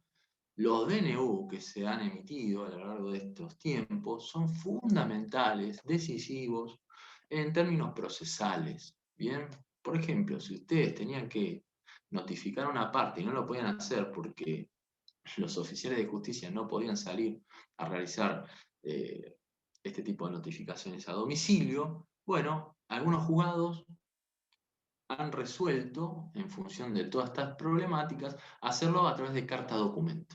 Entonces, tenemos que saber que la tópica es el lugar común al cual todos se reúnen a hablar en ese momento. Y hoy, definitivamente, una de las acertadas cuestiones sería hablar del coronavirus. Entonces, todo buen abogado tiene que saber cuáles son esas disposiciones en la actualidad, bien, y cómo funciona, por ejemplo, en materia de relaciones laborales, ¿no? Cualquier despido puede efectuarse en el marco de la cuarentena, de los DNU que se han lanzado. No. Entonces, ¿qué pasa en materia de derecho laboral? Tópicamente hablando, ¿cuál es la tópica? Bueno, fíjense, en cada área del derecho las tópicas son fundamentales. ¿Qué otras tópicas hay? La de carácter general, les diría. El constitucionalismo definitivamente es un topoy que prima en nuestro derecho. Y recuerden las fuentes del derecho para, por lo menos, nuestro ordenamiento, pero definitivamente la Constitución Nacional, los derechos humanos y todos aquellos tratados que tienen igual jerarquía. Bien, no es menor, porque justamente en el debate que hacíamos con respecto al DNU, también se podría poner en juego, y luego lo vamos a ver a través de otro autor que se llama Robert Alexis, que habla sobre la ponderación de principios, ¿qué impera más, ¿no? En este debate? Un DNU que puede contraponerse a cuestiones relativas al orden constitucional o de derechos humanos, puede, ¿en qué manera generarse este debate? Bien, este autor es fundamental y inmediatamente vamos a hablar de Perelman. Yo a los chicos del grupo de investigación les voy a pedir que luego nos hagan un aporte cuando nos toque ver a Stephen Toulmin. Pero ahora vamos a hablar de Perelman, la nueva retórica, nuevamente la cuestión de la retórica aparece, ¿no? Y él hace hincapié en estos tres elementos: el discurso, el orador y el auditorio. Bien, de nada sirve que yo simplemente lea la filmina, sino que desarrolle, en principio, el discurso. Esto que emitimos, esto que Julio bien dice, tiene que ver con el lenguaje, definitivamente. Bueno, más rico será nuestro lenguaje si no lo restringimos únicamente al lenguaje del derecho. pero ese contenido sustancial que queremos hacer llegar, y luego veremos a través de Stephen Toulmin, otro autor, cómo sería la forma más efectiva de hacerlo llegar de forma segura, todo ese contenido, todo ese texto, todo ese lenguaje, toda esa carga discursiva que emite el orador, ¿no? En este caso, por ejemplo, yo estoy emitiendo un contenido y se refleja o va a ser dirigido hacia un auditorio que es Zoom en este momento. ¿Y por qué dice fundamental? Porque justamente los auditorios, y bien decía alguien en el chat, el contexto podría entenderse como el auditorio. Perlman lo divide en dos grandes estilos, el de carácter universal y el de carácter específico. ¿Bien? Quiero hacer especial hincapié en esto, porque cuando hablamos de argumentación, nosotros en nuestra formación de abogados generalmente hablamos como abogados entre abogados, pero luego tenemos la inconsistencia fuera de ese ámbito, ¿no? Y que la gente dice, ¿de qué estará hablando? Y sabemos que sustancialmente muchas veces es más simple de lo que se está expresando. Esto posiblemente sea una cuestión alimentada por una formación que no por nada podría estar conexa a cuestiones lingüísticas, pero además de sí filosofía del lenguaje, donde la carga lingüística es muy grande y hay referencias al latín y expresiones que nos remiten a distintas cuestiones académicas, pero cuando nosotros tenemos que hacerle entender a la gente que el derecho no se puede desconocer, por ejemplo, y nadie puede hacer referencia a su desconocimiento para defenderse y decir, bien, no, yo esta ley no la tenía en cuenta, entonces como la desconocía no me corresponde responder a ella, ¿no? La ignorancia con respecto a la ley no nos hace de alguna manera poder respaldarnos en esta cuestión para irnos por la tangente y decir, no, como yo soy ignorante al respecto, ignoro esto, bueno, sí, entonces es necesario acercar, y esto tiene que ver con el alcance democrático que tiene que tener el derecho, efectivamente democrático, debemos acudir a otras tipos de estrategias argumentativas que rompen con esta lógica de el tecnicismo que es propio del auditorio específico. Y ahí quería llegar. El auditorio específico le corresponderá, por ejemplo, a los profesionales del derecho que entre nosotros buscaríamos acotar, restringir, para alimentar principios como la economía procesal. O sea, estas terminologías que utilizamos, por ejemplo, decir ut supra para hacer referencia en el texto a algo que ya sucedió, en realidad lo que queremos decir es eso, refiérase a lo que ya precedentemente he dicho. Entonces, tenemos que tener en cuenta esa cuestión, pero cuando vamos al plano de lo universal, la gente no necesariamente conoce de estos latinazgos, ¿no? Entonces, si nosotros nos toca dar una clase abierta a la comunidad en general, tomar un micrófono, hablar en una radio, y yo les diría que no refiramos, no hace una referencia, por ejemplo, a rechazo in limine, porque la gente desconoce de este tipo de latinazgos.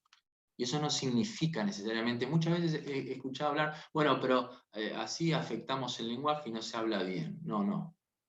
Eso es sumamente incorrecto. No tener los recursos para no poder ir de un auditorio al otro es un defecto nuestro, no de los demás.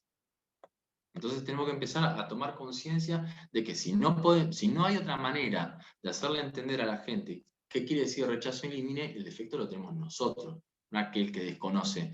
Porque nosotros no conocemos el lenguaje del médico, del pediatra, o no sé cómo está compuesto los elementos de un motor. Entonces si el mecánico no se hace entender, el problema del mecánico, no mío. ¿no? Sobre todo si estamos dando un servicio, y los abogados estamos dando un servicio fundamental, elemental, que es el servicio de justicia. Bueno, acá hay un error de redacción, es el conjunto de todos aquellos en quienes el orador quiere influir con su argumentación. Y aquí, bueno, no necesariamente influir, pero bueno, así lo propone Perelman, pero no necesariamente es influir, sino hacer llegar un mensaje de la forma más correcta. Y la forma más segura será la propuesta por este autor. Ya estamos adentrándonos.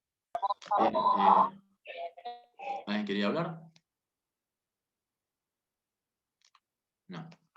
Estábamos adentrándonos entonces en la argumentación jurídica que puede sistematizarse y dar un ejemplo concreto compuesto por elementos de la argumentación. O sea, ¿cómo vamos a proceder argumentativamente? ¿No? Un sistema, un modelo, que es el siguiente. ¿Bien? Este es un autor de lengua angloparlante, pero no hay ningún tipo de problema, pues es muy sencillo. Aquí vemos en un extremo, que es el comienzo de todo un proceso argumentativo, la incorporación o la descripción de la cuestión fáctica de los hechos. En este caso lo han expresado en este esquema como data, pero podría ser facts, por ejemplo, o hechos. ¿Bien? La descripción. Concretamente, ¿cómo lo hacemos nosotros, los abogados?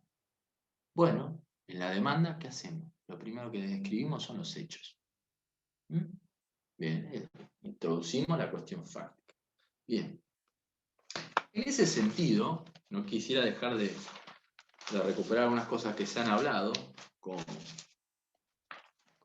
Julio y lo que han comentado, y que quisiera que luego recuperemos también para la próxima clase. Son algunas preguntas, pero tengan en cuenta estas cuestiones de los hechos, la descripción de los hechos, la verdad.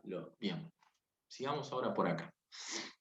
Comenzamos el sistema de argumentación, el modelo de Stephen Toulmin, a través de la incorporación de datos. ¿Bien? El otro extremo dice claim, qualifier, refuter. Bien, claim, ¿qué es? La demanda. O sea, nosotros le elevamos un reclamo a un magistrado, por ejemplo, ¿no? Señor juez, quiero, luego de esta descripción de los hechos, llegar a conseguir puntualmente esto. Bien. Ahora, fíjense que abajo dice rebutals, ¿no? Y esto hace referencia a las refutaciones, que es la contracara de todos nuestros argumentos, que nosotros no emitimos de manera de monólogo, sino que del otro lado hay gente escuchando, y en un proceso corresponde, si nosotros somos la actora, por ejemplo, a la parte demandada.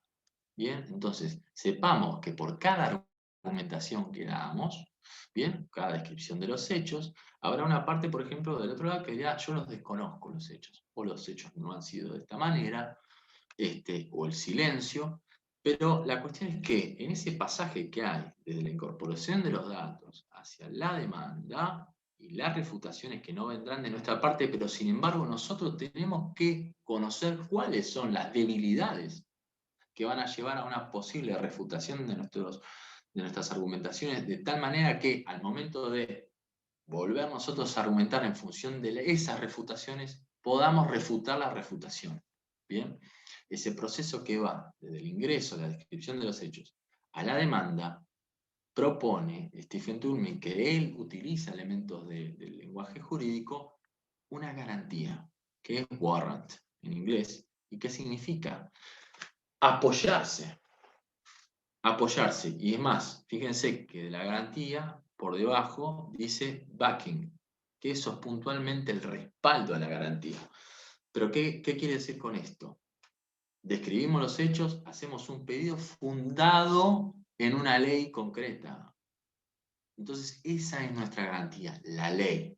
Para los abogados es la ley. Y si no hay ley, habrá jurisprudencia, habrá doctrina a nuestro favor, usos y costumbres. Pero fíjense que además el respaldo es justamente eso. Nosotros en una descripción de una demanda no citamos nada más una norma concreta, sino que hacemos referencia a modo de respaldo, jurisprudencia a nuestro favor o relativa, tratados internacionales, Constitución Nacional, y hacemos barremos la pirámide de Kelsen prácticamente. ¿Bien? Pero todo eso responde a lo que vendría a ser el respaldo de nuestros argumentos, que se condicen obviamente en el término de un proceso con la ley. ¿Bien? Y cuando dice qualifier son elementos lingüísticos para potenciar nuestros argumentos, que no es lo mismo decir la persona sufrió una embestida de un automóvil que decir que un pobre cristiano que no podrá nunca más gozar de su vida a partir de este momento y ha perdido toda posibilidad de seguir adelante porque se le ha quitado toda la posibilidad de disfrutar de su vida. Bueno, ¿ven? O sea, estas cuestiones de retóricas, estas cuestiones de lenguaje, entonces empiezan a entrar a jugar a favor, en contra, pero son cuestiones de lenguaje que definitivamente se utilizan. Digo, no es lo mismo decir, llevé adelante una investigación que hice un proceso exhaustivo de búsqueda de toda la información necesaria para que, señor juez, usted entre en conocimiento de esta situación en concreto. ¿No? Todas estas cuestiones que potencian nuestros dichos. ¿Bien? Quiero avanzar rápidamente. Perdón. Voy a dar lugar a, sí, los chicos que integran el grupo de investigación junto a nosotros nos pueden dar ejemplos concretos de este modelo de Stephen Toulmin. ¿Bien? Por ejemplo, Hugo, ¿estás por allí? Hola Marco, ¿cómo estás? Bien. Ahí les subí a los chicos el texto de Baño de Ortiga, como para que tengan un modelo más o menos bien armadito sobre una práctica de castigo de pueblos originarios en Ecuador. Y cómo a través del esquema de Toulmin lo pueden ir desarrollando y tomarlo de formato. Está muy bien armado y bueno, también fui subiendo el resto de los textos a medida que ibas dando las pautas de trabajo. En el verano había armado uno sobre educación superior. Y lo voy a marcar más o menos en términos técnicos como para que puedan saber cuál es el dato, cuál es la pretensión. La pretensión, el ground que había puesto, era que en la Argentina la educación superior que ofrece es una educación pública, gratuita y de calidad. Y que como tal es un derecho humano esencial. La pretensión, que la educación pública es una herramienta de transformación social y que por consiguiente permite la movilidad social ascendente. La Warren, garantía que habíamos planteado, era el marco constitucional y que nos permite también el respaldo por parte del articulado de las distintas declaraciones internacionales. El artículo 75, inciso 19, nos habla de los principios de gratuidad y de equidad de la educación pública, y hace referencia específicamente a la importancia de la educación superior. Y el artículo 75, inciso 22, nos habilita a poder incorporar a nuestro bloque de constitucionalidad distintos tratados de carácter internacional. La Declaración Americana de Derechos y Deberes del Hombre también respalda la necesidad de una educación pública inspirada en valores de libertad, moralidad y solidaridad, y sobre todo ascendente, es decir, al ser un derecho que se adquiere en forma gratuita, no poder ir hacia atrás, es decir, es un derecho que es progresivo, no podemos volver hacia atrás en la adquisición de derechos. Otro respaldo que también tiene este principio es el de la Declaración Universal, la Convención Americana, que también hace referencia, la Declaración Universal de Derechos Humanos y la Convención del Niño. Esos son los marcos que nos brindan ese respaldo internacional y jurídico. También podemos sostener desde el marco de la pedagogía a autores como Paulo Freire, que han sostenido que la educación es la verdadera praxis, es reflexión y acción del hombre, y por consiguiente es emancipadora, que la pedagogía crítica, él era uno de los precursores de la pedagogía crítica, él nos planteaba que la educación no puede ser una isla que cierre sus puertas a la realidad social, económica y política, sino que para tener una educación que brinda herramientas para una pedagogía liberadora, orientadora en la pedagogía crítica y en el pensamiento crítico, la educación debe ser pública y laica. Ese argumento de Freire nos sirve como respaldo doctrinario.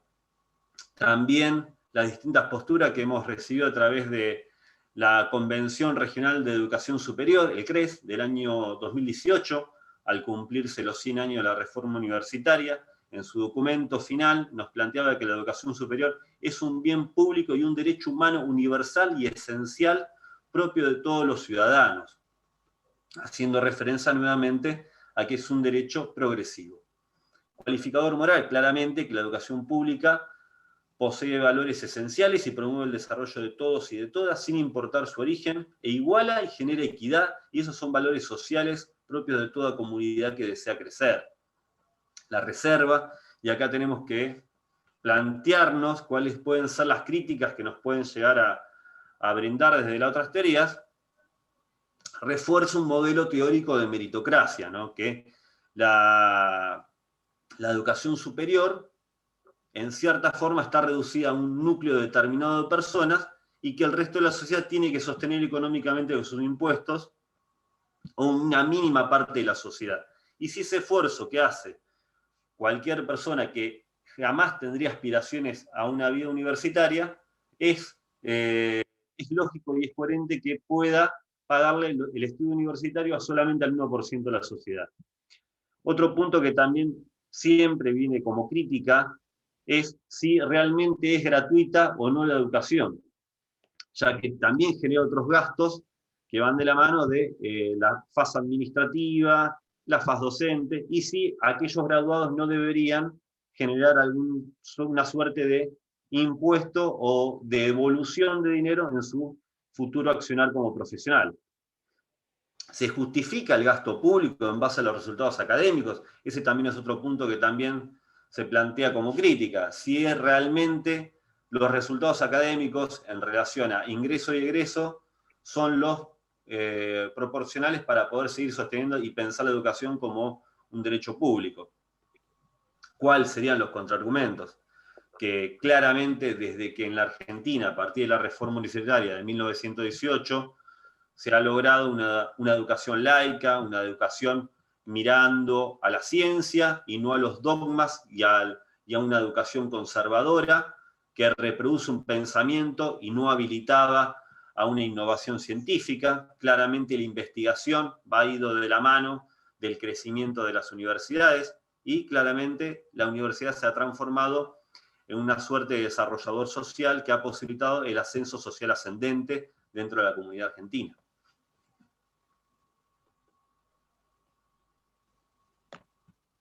Muy bien, Hugo. Lo que vemos definitivamente es un trabajo excelente de despliegue de los elementos que componen el sistema de Stiftung-Turmin. Sobre todo quiero hacer especial hincapié en el trabajo de Hugo, que muy bien sí, busco el término exacto, ¿no? Pero lo que es las refutaciones las tiene bien presentes, a eso quería llegar, ¿no? Convergen, ahí está, convergen en el sistema, los mismos apoyos que él va encontrando, también va observando que pueden encontrarse debilidades y en ese andar va respondiendo el mismo sistema que se va enriqueciendo a pesar de que pueda definitivamente cualquier argumento encontrar el paradigma de sus contradicciones. Pero de hecho, cuando argumentamos sabemos que cualquier posición también se alimenta de su contrapuesto, ¿no? Así que está muy, muy bien desarrollado. También estaba Lucía y alguien del grupo que quiera hacer algún tipo de aporte con respecto a Stephen Toulmin para todos los que estemos aquí conectados hoy. De no ser así, yo avanzo, cualquier cosa me interrumpen, pero la idea, a ver si puedo seguir compartiendo ya para irnos también acercando a concluir, porque nos quisiera, ya es hora de comer, chicos, chicas, chicos. Bueno, vamos a compartir nuevamente. Ahí está. Bueno, entiendo que se está viendo, está cargando. Bueno, esperen un poquito. Bien, bueno, Stephen Toulmin. No me carga bien el PDF, ¿no? Se ve todo en blanco, ¿no? Ahí va. Bueno, ahí va. Bien, este es el último autor que vamos a ver. Bien, que es Robert Alexy. Hoy hablamos de el debate de principios que podría plantearse, por ejemplo, en esta cuestión de qué tendría que tener más preponderancia, los principios contenidos desde ya en las cuestiones propias de las cartas magnas y de las constituciones, o lo que viene a ser las disposiciones por necesidad de urgencia que tiene lugar en el contexto que vivimos de el coronavirus, por ejemplo. Entonces, las disposiciones relativas a ello. Bueno, justamente, este debate tiene carácter de principio del derecho.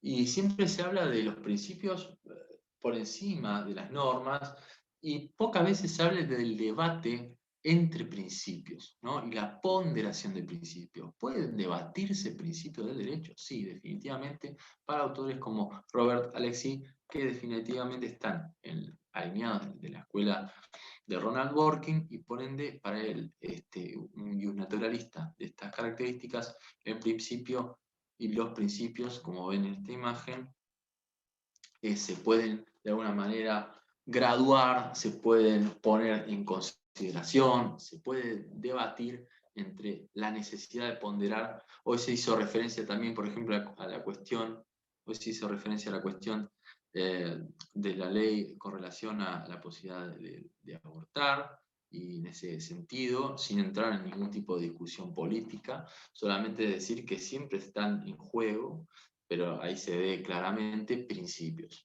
que hacen alusión a la libertad de decidir, a la disposición del cuerpo, también al principio de la vida, ¿bien? Y tenemos argumentos de distintos bandos, y no solamente, como decía Julio, observar la cuestión binaria, sino excedernos de ese plan e ir a una cuestión sistemática, ¿no? Empezar a entender en cuestiones filosóficas, y que sirven mucho para el derecho, la posibilidad de una observancia de sistemas, donde entran en una, y esto es fundamental para el abogado, para una misma cuestión, distintas visiones, ¿no? Y no solo pensar actor demandado, ¿no? O sea, empezar a superar esto y entender que lo multidisciplinario en realidad lo que viene a traer es, y volvemos al primero de los autores, la necesidad de atender a un sistema. A ver si llego a mostrarles a Fyodor Zizek, que lo que él nos introducía también, no solo con la tópica y demás cuestiones, sino que la necesidad de pensar el derecho como un sistema problemático. Y esto no debe ser entendido necesariamente de forma negativa, sino complejo, y la necesidad de dar múltiples soluciones a los distintos problemas que intenta resolver el derecho y puede generar el derecho, que esto fue mencionado por Julio correctamente. O sea, ¿qué pasa con la intención de resolver un problema en el ámbito del derecho que genere nuevas inconsistencias, ¿no? Que se pierdan derechos, por ejemplo, por la falta de responder a los plazos procesales, y se pierde un derecho? Entonces, ¿qué pasa? Se genera una nueva inconsistencia, entonces un nuevo problema. Pero además pensar en términos problemáticos, que el derecho sustancialmente intenta resolver problemas, ¿bien? Y no en ese sentido negativo que estamos acostumbrados a hablar. Bien. dado ya la hora preponderantemente, que nos acercamos a las 9 de la noche, y no quisiera robarles más tiempo, que es mucho lo que hemos visto, y la intención es seguir con estos autores específicos en el próximo encuentro, quiero dejarles para que se lleven, para que lo procesen y para que tengamos una charla la próxima clase. Bien.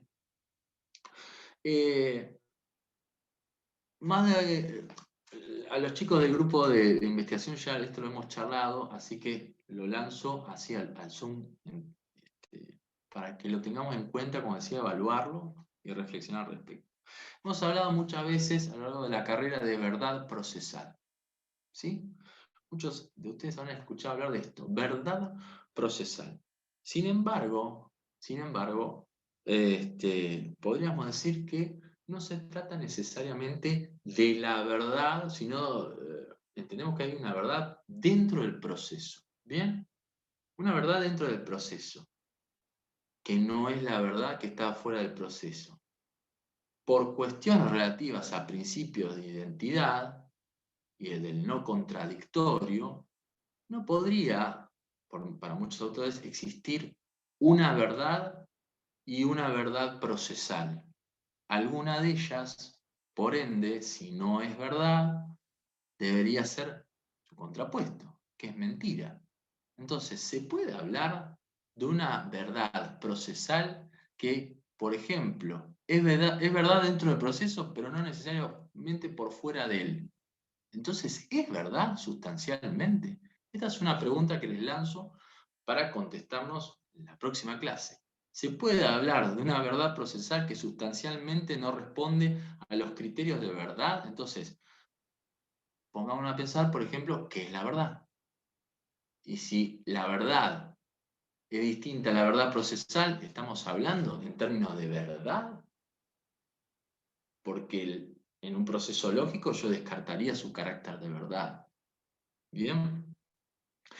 Y segunda cuestión para pensar, y muchas veces he escuchado esto a lo largo de la carrera, es una cita a Nietzsche, por lo menos se la atribuye a él. No hay hechos, sino interpretaciones. ¿Bien?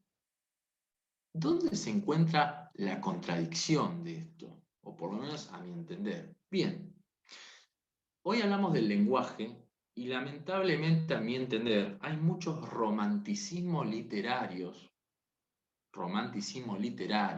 recursos románticos, barrocos en el derecho, que nos llevan a incongruencias lógicas, lo cual es fatal en materia de derecho, porque no alcanzamos cuestiones que tienen que ver justamente con cuestiones más de carácter objetivo y que podrían hacer alusión a la verdad, ¿no?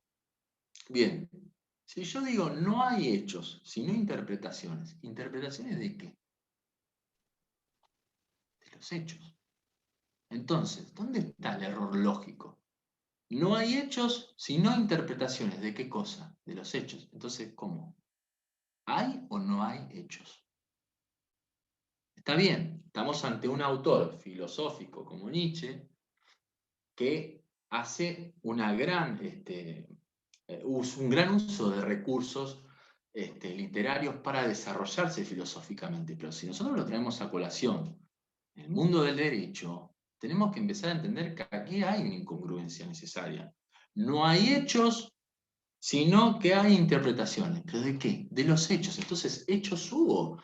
Entonces, vuelvo a la primera pregunta que yo les hacía. ¿Se puede hablar de una verdad procesal que no tenga necesariamente relación con una verdad por fuera del proceso? Entonces, no es verdad. Entonces, me pregunto, ¿no hay hechos? ¿Y se puede hablar de interpretaciones de los hechos? ¿O estos son pasajes que a veces traen los docentes, que lamentablemente, en mi caso, cuando me presentaron esta frase como una gran expresión, lamentablemente debo decir que por debajo de la frase habían puesto Nietzsche, escrito de la siguiente manera, N-I-C-H-E. Ese no es Nietzsche, ¿no? Por lo menos no es el que yo conozco. Pero bueno, no importa.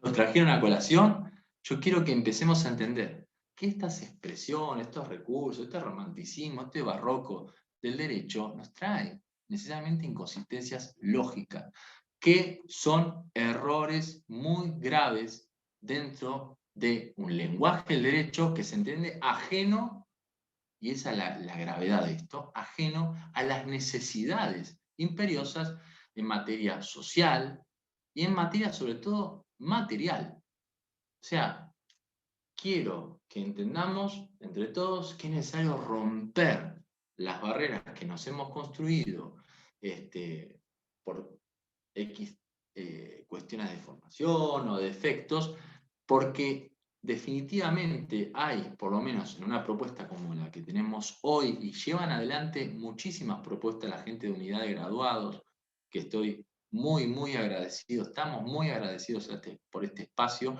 y por todas las propuestas que se pueden ver, que llevan adelante, que son eso, definitivamente trabajar con la materialidad, con las necesidades. Todos los cursos que llevan adelante, todos tienen que ver con eso, chicos, chicas, chicos, todos los que estamos acá, no chicos, en fin, todos los presentes, entendamos que todas las herramientas que la gente de unidad de graduados y otros recursos a los que ustedes pueden acudir son sustancialmente la posibilidad de entrar en contacto con lo material, con la necesidad de avanzar en la profesión y sobre todo de abrir las fronteras e incorporar nuevos conocimientos, como correctamente decía Sofía en el comienzo de este encuentro. Quedan estas preguntas pendientes para respondernos y debatirnos en el próximo encuentro de la semana que viene, junto con un desarrollo más acabado de los autores que hemos visto, y nuevamente extiendo agradecimientos a todos los presentes y a la gente de unidad de graduados especialmente. No los agobio más. Muchísimas gracias por su atención. Bueno, muchas gracias a ambos expositores, obviamente, como dije al principio, por el tiempo, y también hay que rescatar esto de lo que buscaron, de todo el tiempo repensar e irnos con más interrogantes de los que llegamos, porque en definitiva lo valioso de las exposiciones cuando suceden esas cosas, en realidad es lo que nosotros también desde nuestro lado propiciamos, y es lo que nos gusta, que los que hayan participado de un taller, sea un encuentro solo, sean 2 encuentros como va a ser este caso, al cierre de cada encuentro se vayan, digamos, con más interrogatorios y con más preguntas de las que vinieron, porque en definitiva si nos vamos de un taller sin ninguna pregunta y creemos que tenemos todo resuelto, por ahí estamos cerrándolo. Así que bueno, muchas gracias de nuevo a los expositores, muchas gracias a todos los que están presentes. Recuerden que van a poder ver y volver a ver esta clase, porque va a estar subida al canal de YouTube, calculo que entre hoy a la noche, y si no a más tardar mañana a la mañana. Y en el chat, sí, les fui dejando la planilla para que tengan posteriormente el certificado de asistencia, así que espero que la hayan completado. Cualquier cosa, si no, se comunican al mail de unidad de graduados, que es graduadosderecho@gmail.com, y bueno, vamos a estar respondiéndoles todas las dudas y consultas. Bueno, muchas gracias a todos, que tengan una buena semana, unas buenas noches, y nos vemos el miércoles de la semana que viene a las 19 horas. Hasta luego.